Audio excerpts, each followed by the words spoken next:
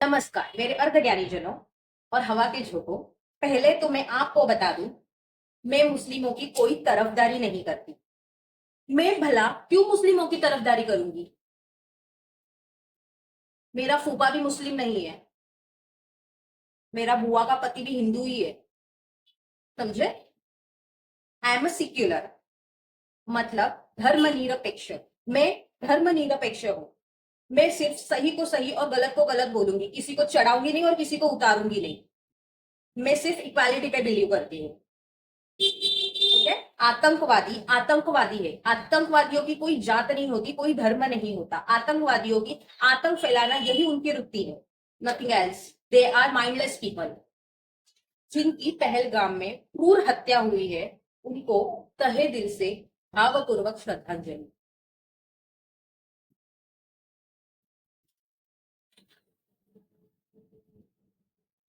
जिन लोगों की हत्या हुई है, उनको और उनके फैमिली को न्याय दिलाना ये अपनी फर्स्ट प्रायोरिटी होनी चाहिए। और तुमको बता दूं, पहलगाम में सिर्फ और सिर्फ हिंदुओं की हत्या नहीं हुई है।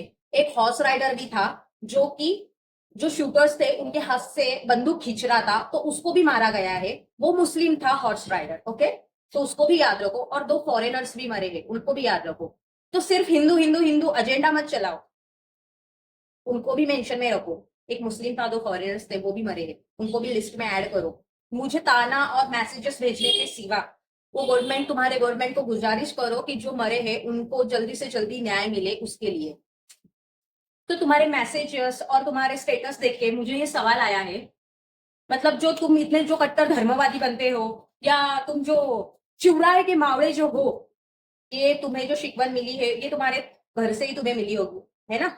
तुम्हारे माँ बाप, उन्होंने ही तुमको ये सिखाया होगा। कट्टर धर्मवादी की शिकवन उनसे ही आई होगी। तो उनके लिए और तुम्हारे लिए, दोनों के लिए ये सवाल है।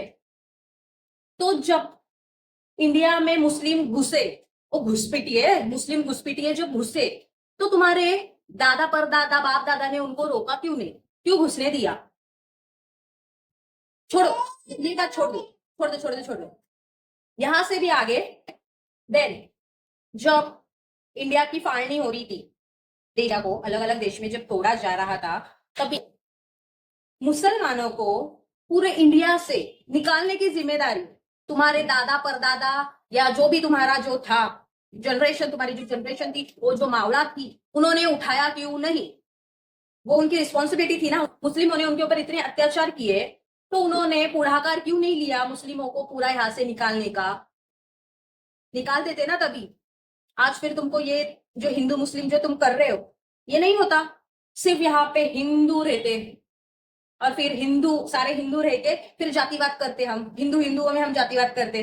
कुछ तो चाहिए। ऐसे कैसे जीवन कटेगा? पाकिस्तान हिंदुस्तान ये तो है ही है, उससे भी पेट नहीं भरता, तो जातिवाद तो करना जरूरी है ना। फिर जातिवाद तो ठीक है, फिर भाषावाद कर लेते हैं ना। भाषावाद करेंगे, है क्या नहीं? ये जातिवाद और भाषावाद को फिलहाल बाजू में रखो। ये तो चलता रहने वाला है, ये तुम्हारी समझदारी और तुम्हारे नेताओं की देन जो है, ये तो आजीवन चलना है। लेकिन जो पहलगाम में हुआ है, पहले उसके ऊपर फोकस करो, वहां पे फोकस करो, उनको न्याय दिलाओ। और जिन्होंने भी ये क्रूर कृत्य किया है, उनको उससे भी घनी शिक्षा होनी चाहिए, इसका प्रयास करो। ये जो तुम्हारा चालू है ना स्टेटस लपाटे झपाटे, ये तो चलना है, आजीवन नहीं है। तुम कब सुधरोगे?